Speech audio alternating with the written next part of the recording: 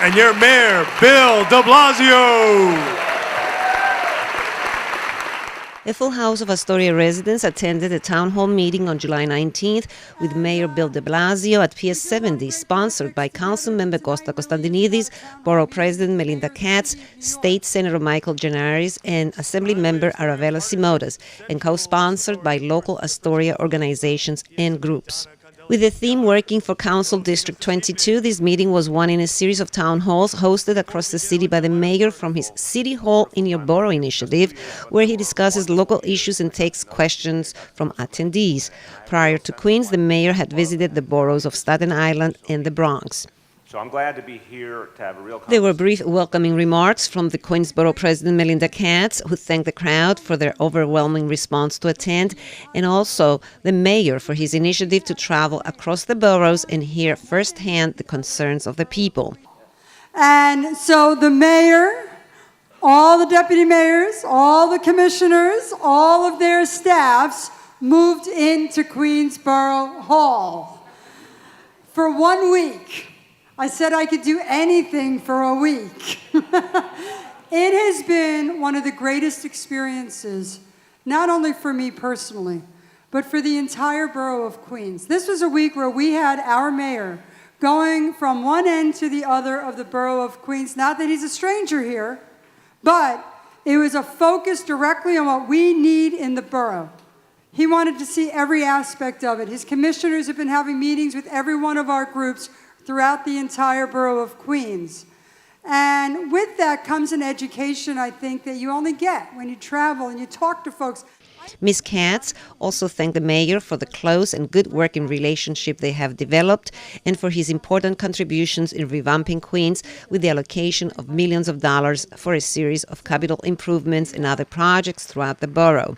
Referring to the important contributions of Councilman Constantinides, Ms. Katz stressed that, quote, he's one of the most talented council members and we do great projects together. End quote. And a lot of it in this community is because of the great advocacy of Councilman Constantinides and all the great projects that he does to bring money to his community. So, Councilmember Constantinides, who was the moderator of the meeting, also had words of praise for the mayor, who has also financially supported several capital improvements in Astoria.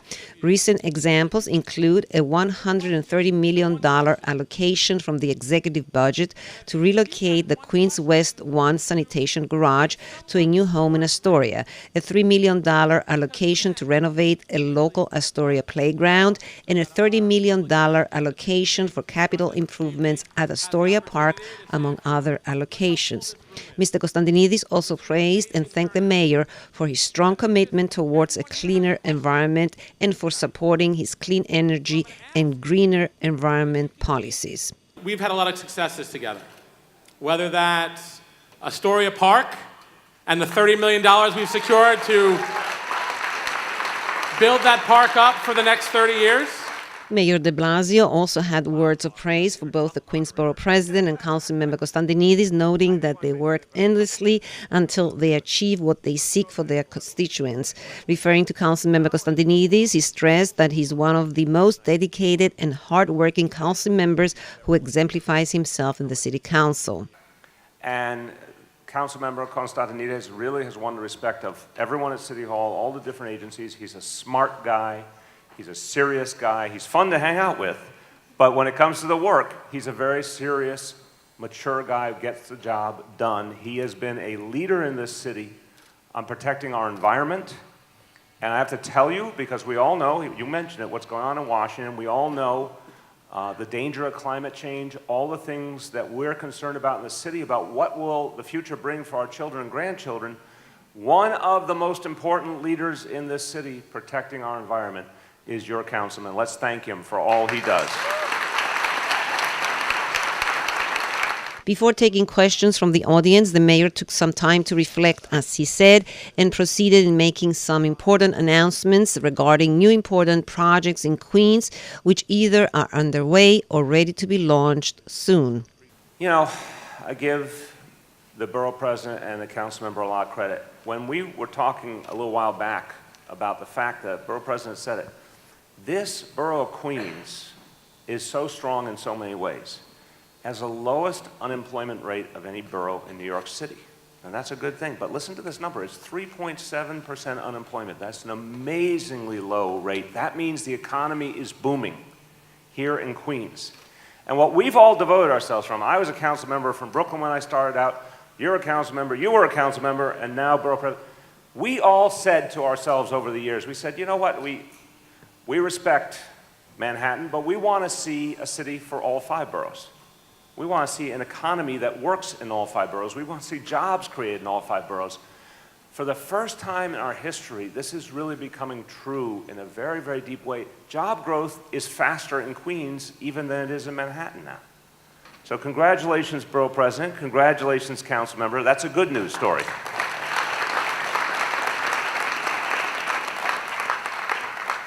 And you know, you should be proud because also, Queens is getting safer and safer. Crime is going down in Queens, and it's going down even faster than in other parts of the city. It's going down in almost every part of the city, but Queens is helping to lead the way. But here's something that makes me particularly proud, which is you talk about this community and the 114th precinct. This is, give them a round of applause, and give all of our NYPD leadership a round of applause. Listen to this number. This blows my mind. So you know how much we believe in neighborhood policing. This was the vision created by Commissioner O'Neill. Get our officers out into communities and they stay in the same part of a neighborhood for the long term. They build relationships, get to know people, learn what's really going on, get to hear from people, get to know people one-on-one. And it changes the nature of policing and it makes it better, it makes it stronger.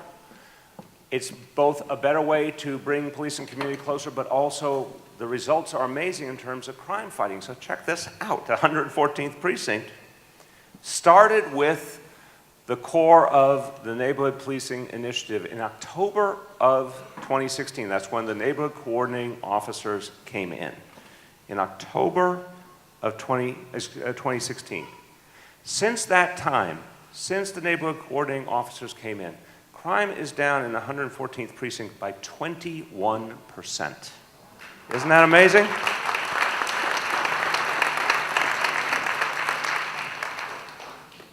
So this shows you that a new approach can really yield something very big. And the borough president mentioned something else I'm very, very proud of, which is what's happened with pre-K. And she talked about what it's meant for Queens. 5 times more kids in full-day pre-K in Queens today than just 4 years ago. Queens has been the place where pre-K grew the most. In your district, council member, when I came into office, there were 190 kids in full-day pre-K. There's now over 1,000 kids in one district.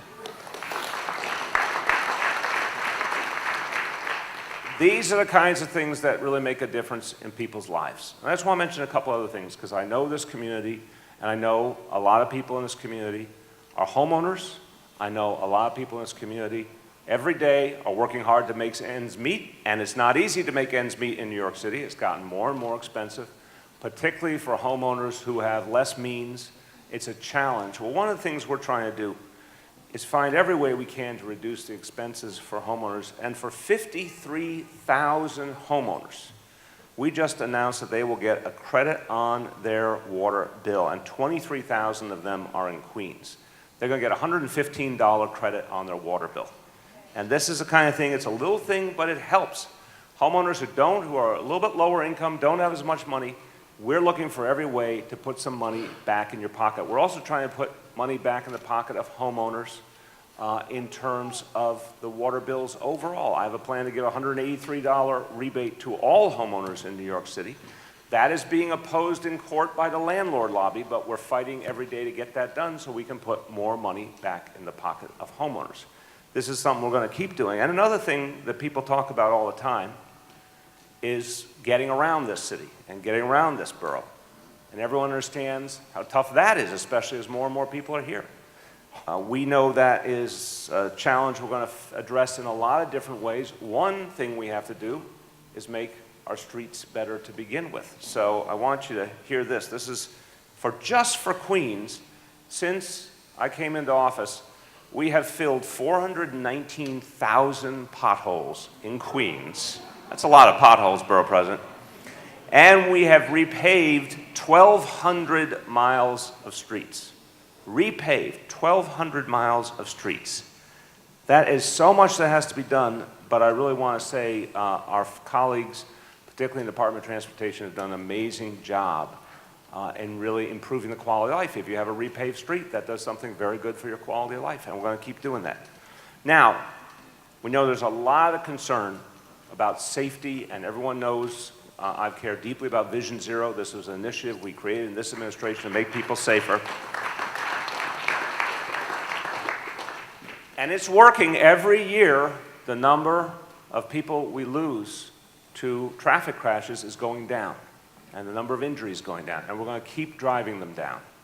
Well, I know there's been a lot of concerns about Steinway Street and making it a better environment for pedestrians. So I just want to announce that the Department of Transportation will be creating a new design to make the Steinway Street corridor more pedestrian-friendly and safe.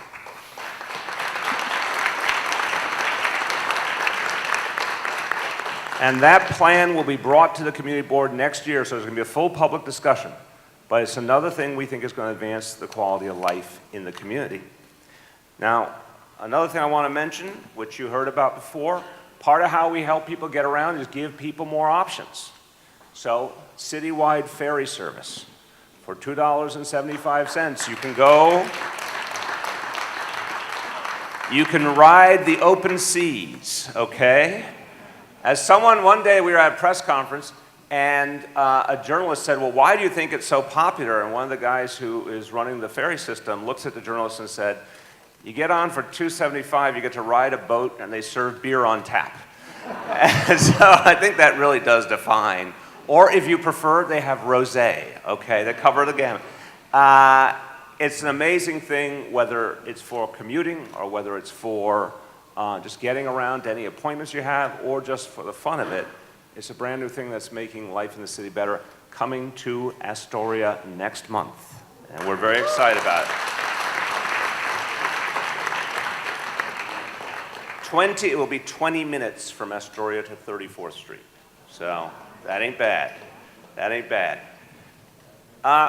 One last point, just in terms of all the things that make our communities work, that make them places we want to raise our families and the kinds of places we love. I know there are some things the government has not done so well and some things that have taken too long and been very frustrating. One is the Steinway Library.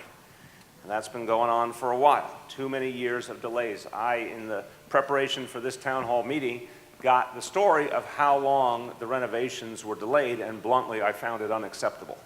So I said we've got to change this and get it going right away. So I can tell you that the construction for the renovation at library will begin this coming spring. I guarantee that. We're going to get underway with those changes.